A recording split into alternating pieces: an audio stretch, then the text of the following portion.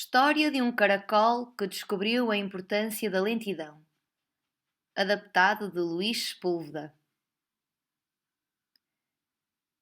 Num prado próximo da tua casa ou da minha, vivia uma colónia de caracóis, convencidos de que estavam no melhor lugar possível.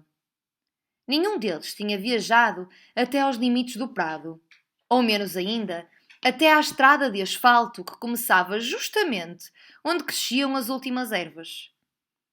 Como não tinham viajado, não podiam comparar e, assim, ignoravam que, para os esquilos, o melhor lugar ficava na parte mais alta das faias, ou que, para as abelhas, não havia sítio mais aprazível do que as colmeias de madeira alinhadas na outra extremidade do prado. Não podiam comparar e nem se importavam com isso, pois para eles, aquele prado, onde alimentados pela chuva cresciam com abundância os dentes de leão, era o melhor lugar para se viver. Os caracóis sabiam que eram lentos e silenciosos. Muito lentos e muito silenciosos. E sabiam também que essa lentidão e esse silêncio os tornavam vulneráveis, muito mais vulneráveis que outros animais capazes de se moverem com rapidez e de emitirem vozes de alarme. Mas, entre eles, havia um caracol que, apesar de aceitar uma vida lenta, muito lenta e entre sussurros, desejava conhecer os motivos dessa lentidão. O caracol que desejava conhecer os motivos da lentidão também não possuía um nome, tal como os restantes caracóis, e isso causava-lhe uma grande preocupação.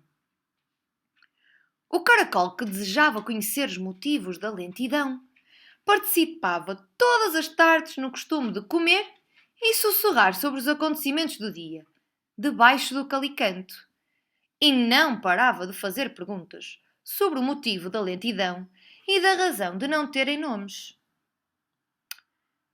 Certo dia, esticou o pescoço mais que pôde, moveu os corninhos com os seus olhos para os mirar a todos, um por um, e elevando o tom do sussurro mais que a sua minúscula boca lhe permitia, afirmou: Pois, vou-me embora, e só regressarei quando souber porque somos tão lentos e quando tiver um nome.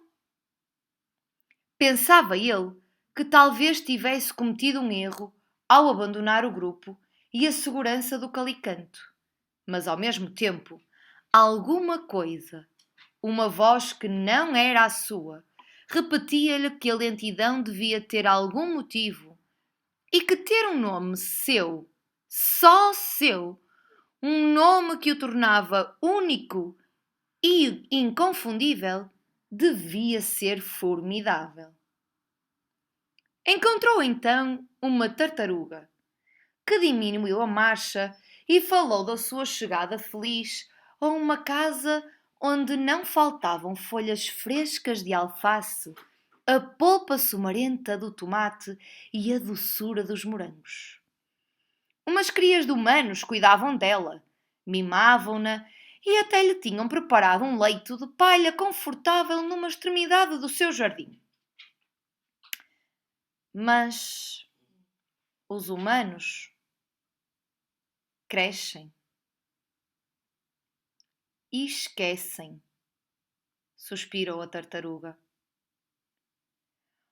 O caracol contou-lhe que desejava conhecer os motivos da sua lentidão, que também queria ter um nome, porque a água que cai do céu se chama chuva, os frutos da trepadeira espinhosa se chamam amoras e o aroma que exalam as colmeias se chama mel. A tartaruga explicou-lhe que quando um humano fazia perguntas incómodas do género é preciso ir tão depressa? Ou a sério que necessitamos de tudo isso para sermos felizes? Era apelidado de rebelde. Os humanos também te deram um nome? Sim. Como nunca esqueci o caminho de ida e o que regresso, chamaram-me Memória. mas esqueceram-se de mim, disse a tartaruga. O sol estava a meio do céu, quando ambos chegaram a um extremo do prado, a que os caracóis mais velhos chamavam o fim da vida.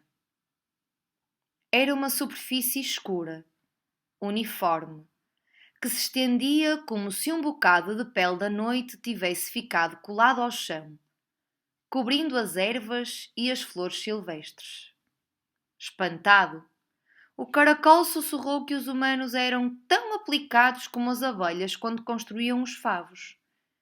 E a tartaruga, procurando as palavras no poço das suas lembranças, explicou-lhe que aqueles humanos estavam a construir as casas onde viveriam outros da mesma espécie, adultos e crias, que chegariam carregando os seus bens sob grandes animais de patas circulares, fortes, velozes e impulsionados por corações de metal. Os humanos não estavam habituados a mover-se pelos seus pés. Eram demasiado lentos e preferiam fazê-lo sobre animais de metal que, quanto mais rápido fossem, mais admiração e inveja suscitavam. Não sei o que sinto, mas não me agrada, sussurrou o caracol. Chama-se medo, rebelde. Medo.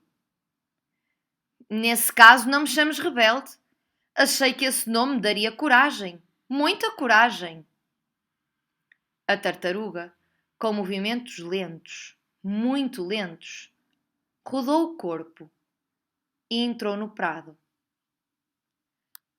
Enquanto se deslocava com o caracol às costas, explicou-lhe que não devia recear o medo. E, procurando entre tudo o que sabia, contou-lhe que os humanos costumavam dizer que um rebelde a sério sentia medo, mas que o vencia.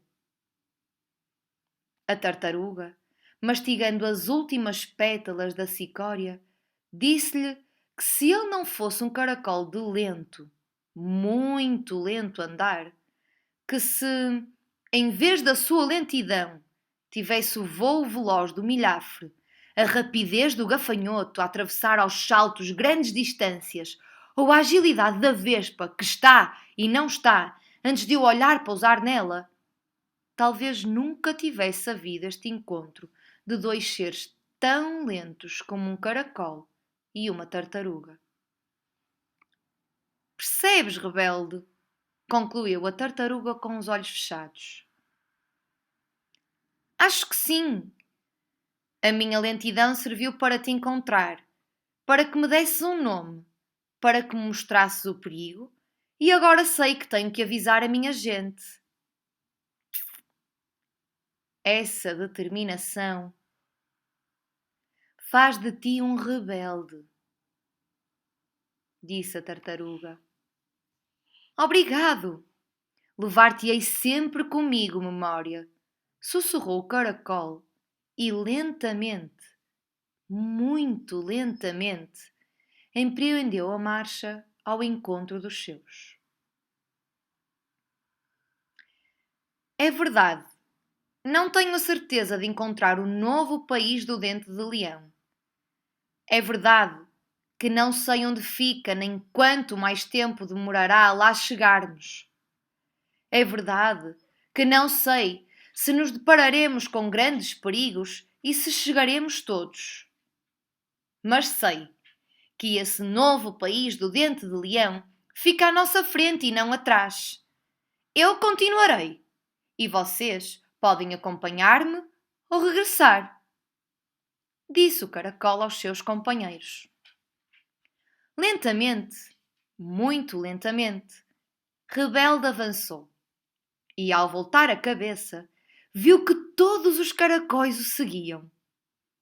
Os caracóis confiavam nele e isso causou-lhe muito medo. Mas nessa altura, lembrou-se de memória, quando ela lhe contara que um verdadeiro rebelde sente medo, mas supera-o. E lentamente, muito lentamente, continuou a avançar sobre a erva. Avançaram, até que a escuridão se apoderou do bosque. Para os caracóis, esta era uma escuridão desconhecida, porque, por mais que esticassem os corninhos dos olhos, não viam o brilho das estrelas. Espera-nos o país do dente de leão. Chegaremos ao país dente de leão, sussurrava rebelde. E nestas palavras encontrava a força para seguir em frente. O tempo sem medida dos seres lentos dos prados decorreu entre mais geada, neve e o frio que os mergulhou na hibernação invernal. Os seus corpos só consumiam a energia necessária para respirarem lentamente, muito lentamente, para que os seus corações batessem lentamente, muito lentamente, e para que crescessem também lentamente, muito lentamente. No fim desse tempo sem medida, saíram da letargia e, ao tirarem os corpos das conchas, a primeira coisa que viram foi Rebelde, que com os corninhos dos olhos olhava para o prado. A erva erguia-se, convidativa. As primeiras flores silvestres abriam as suas pétalas. Havia alimento em abundância, mas o olhar de Rebelde pousava onde antes tinha estado o rasto de baba largado por eles. Vejam! Sussurrou Rebelde. E em toda a extensão do rasto de baba que eles tinham deixado e que desaparecia perto das primeiras árvores do bosque, cresciam as folhas apetitosas de dente de leão. Cumpriste a tua palavra! Trouxeste-nos até ao país do dente de leão, disse um caracol entusiasmado. Não, começou o rebelde a dizer num murmúrio. Eu não vos trouxe. Mas nesta viagem que começou quando eu quis ter um nome, descobri muitas coisas. Descobri a importância da lentidão e agora que o país dente de leão, à força de tanto desejarmos, estava dentro de nós próprios. Acabou ele a sussurrar e lentamente, muito lentamente, foi juntar-se aos seus companheiros para comer.